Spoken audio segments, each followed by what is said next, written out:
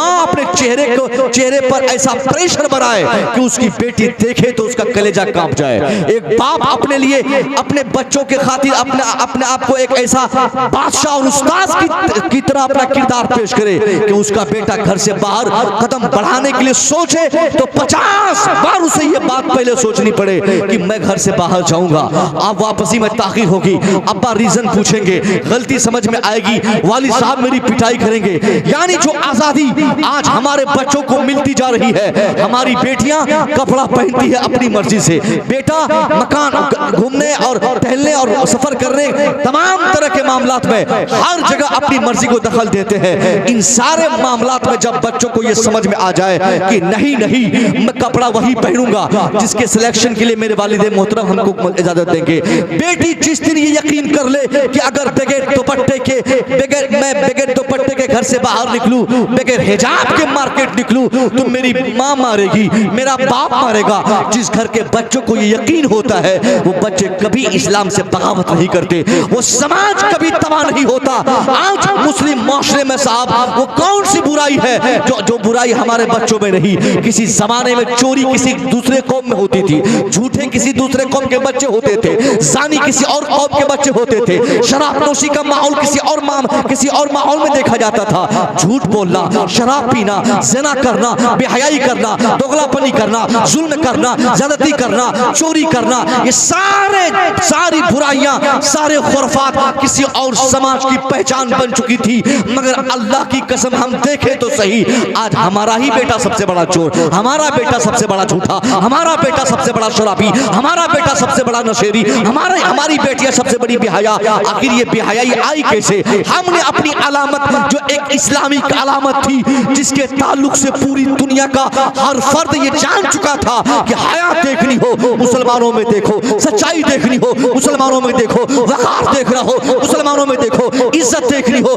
मुसलमानों में देखो। मगर आज दुनिया पलट कर कहती है बेहयाई देखनी हो तो मुसलमानों में देखो, झूठा देखना हो मुसलमानों में देखो, शराबी देखनी हो मुसलमानों में देखना हो, चोरी देखनी हो मुसलमानों में देखो। हमने वो पहचान जो इस्लाम के पैगंबर ने 1400 साल पहले एक मुसलमान की हैसियत से मुसलमानों के अंदर डालने की आपने कोशिश की और जिस पर अमल करके सहाबा इकराम और बुजुर्गान दीन ने पूरी दुनिया में इस्लाम का तारुफ पेश किया था, जिसे कभी सिद्दीक़ अकबर ने मुतारफ किया था, जिस इस्लाम को कभी फारूक आजम ने मुतारफ किया था, जिस इस्लाम को दुनिया के सामने हजरत उस्मान गनी ने पेश किया था, जिस इस्लाम को हजरत मौला अली मुश्किल कुशा ने दुनिया के सामने पेश किया था, जिस इस्लाम को करबला की सरजमीन पर हजरत इमाम पाक और आपके चाहने वालों ने हजारों की तादाद में दुनिया के सामने पेश किया था। हाँ, वही इस्लाम की बात कर रहा हूँ जो गौसे आजम से फैला, जो गरीब नवाज से फैला, जो सरकार दूल्हा से फैला, सरकार मसरूद मिल्लत से फैला,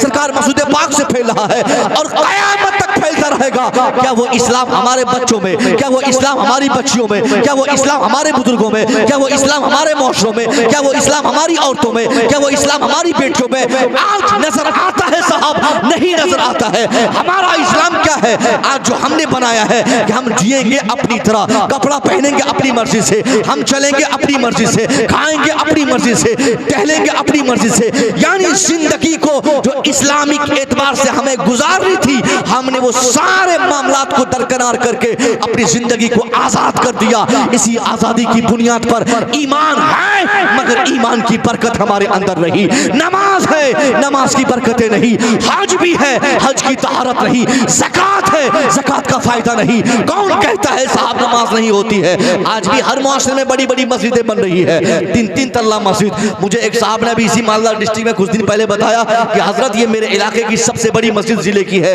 3 या 5 तल्ला मस्जिद है। उससे पहले मैं गया था लेकिन मुझे ये नहीं मालूम था कि पूरे जिले की सबसे बड़ी मस्जिद है। आज मुसलमानों में मस्जिद बनाने का रुझान, मदरसा बनाने का रुझान, ये सारी चीजें पहले से ज्यादा मौजूद है। मैं पूछता हूँ जब मसाजिद पहले से ज्यादा, मकाबिर मसाजिद पहले से ज्यादा, मदारिस पहले से ज्यादा मौजूद हैं तो आखिर उस मस्जिद का फायदा क्यों नहीं है? तो जवाब आएगा मस्जिदें हैं मगर वीरान पड़ी है, मदारिस हैं मगर वीरान पड़ा है। जिसकी बुनियाद पर न मस्जिद का फायदा है, न मदरसे का फायदा है, न ईमान का फायदा है, न नमाज का फायदा है, न कुरान का फायदा है।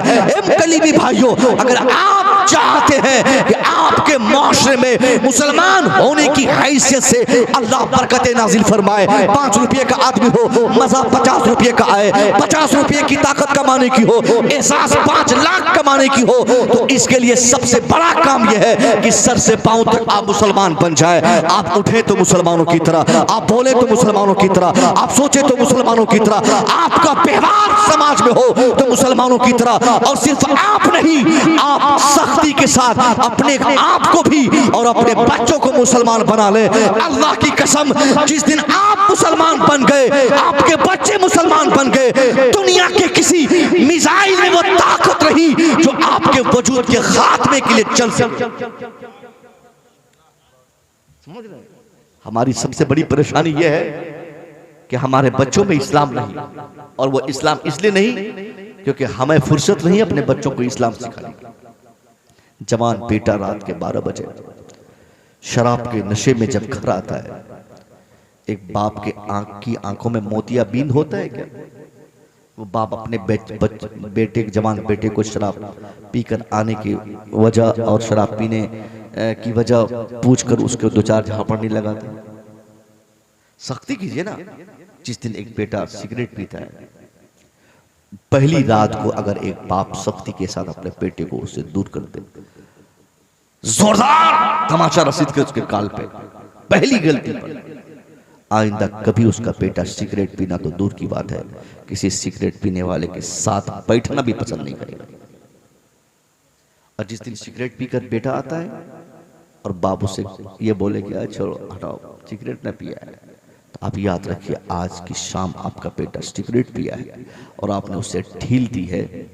आने वाले 2-4 साल के बाद वो बेटा सिगरेट नहीं पिएगा, हीरोइन पिएगा, वो बेटा चर्च पिएगा, वो बेटा भांग खाएगा, वो शराब की बोतल आपके फ्रीज में लाकर रखने की जुर्रत अपने दिलों में पैदा कर देगा।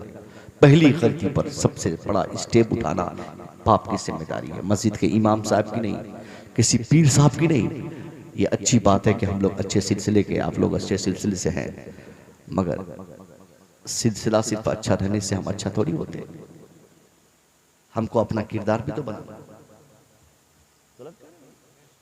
हमारे सलासिल तब काम में आएंगे जब हमारा किरदार सही होगा, वरना कल मैदान महशर में हमारे जो पीर साहब लोग हैं वो भी चेहरा फेर लेंगे।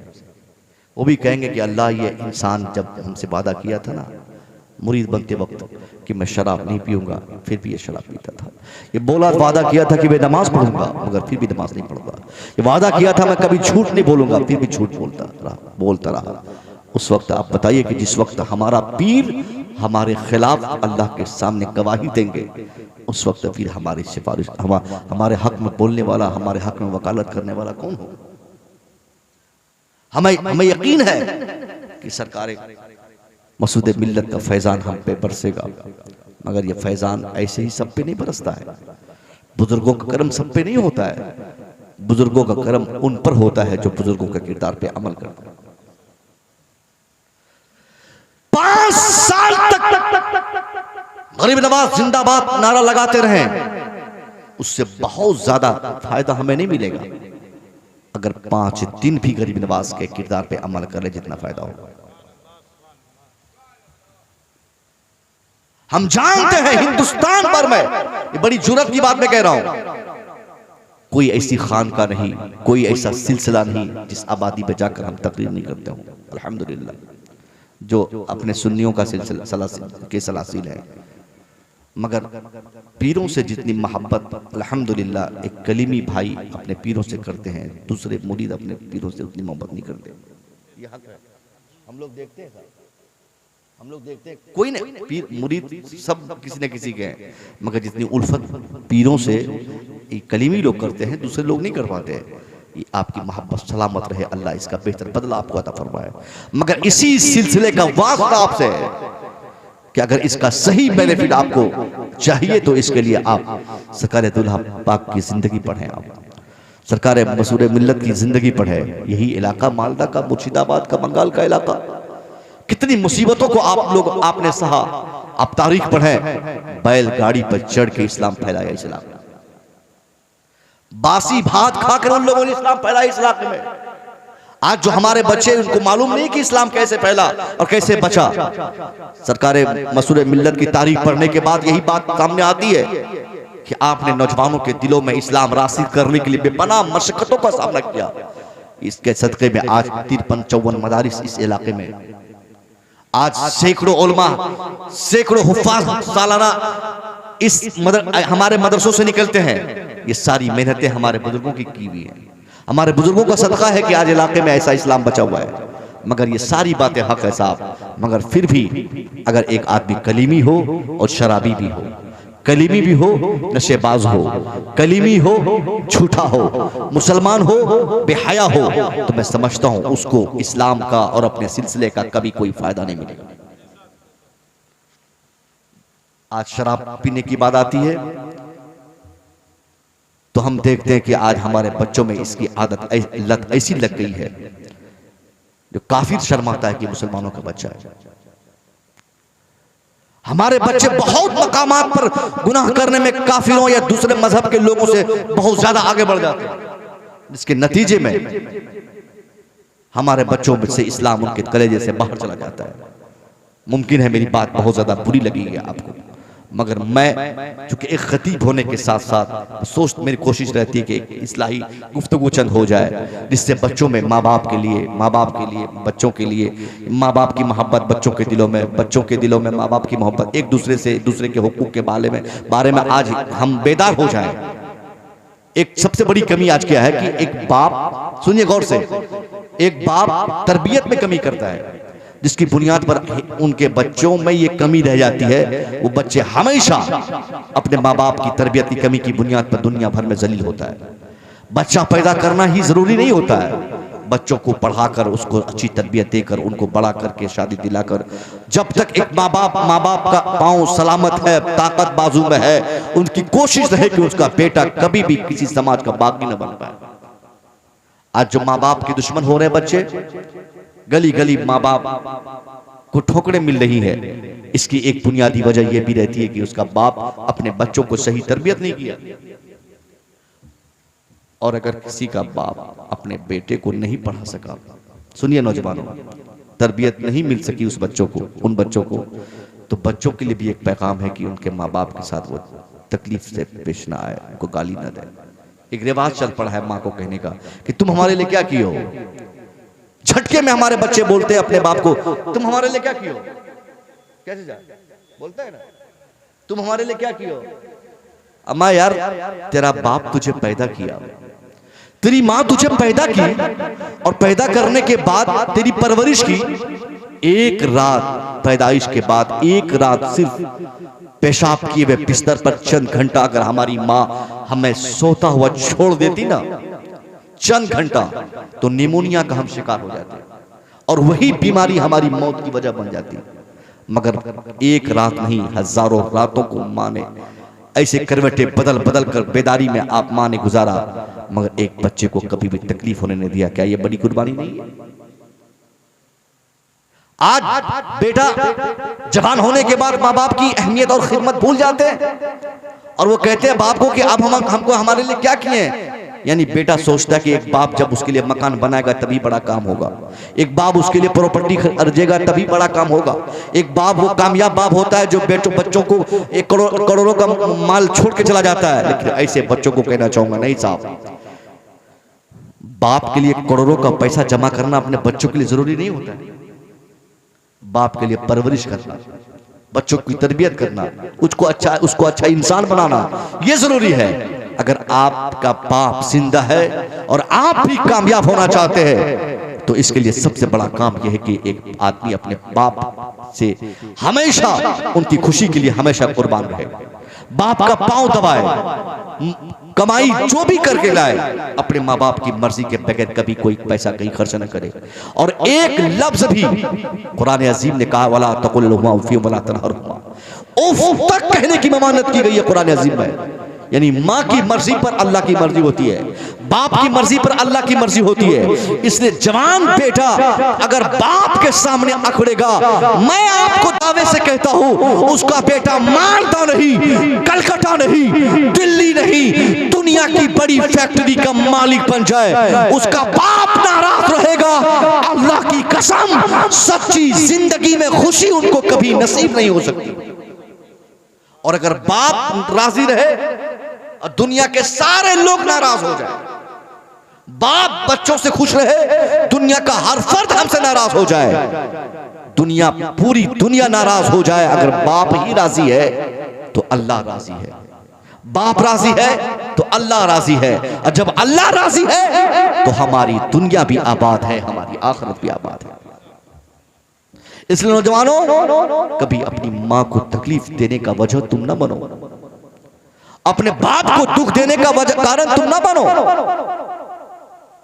हम लोग बोलते हैं अब्बा से, अपने बाप, अपने वालिद से, कम से कम अगर आपको अल्लाह ने अक्ल दी है तो रात के एक दिन अंधेरे में आप सोच लीजिएगा कि जब हम बीमार पड़ रहे होंगे तो उस वक्त हमारे बाप की क्या कैफियत रही होगी। अगर नहीं समझ में आए तो आज भी हॉस्पिटल हर आबादी और समाज में है, उस हॉस्पिटल के बाहर जाकर दवाई लेने के लिए लाइन पे खड़ा होकर एक बाप को पसीना पोंछकर बार बार अपनी पॉकेट पर हाथ देकर पैसा गिनते हुए परेशानियों का एहसास करते हुए उसकी पेशानियों पर जो लकीरें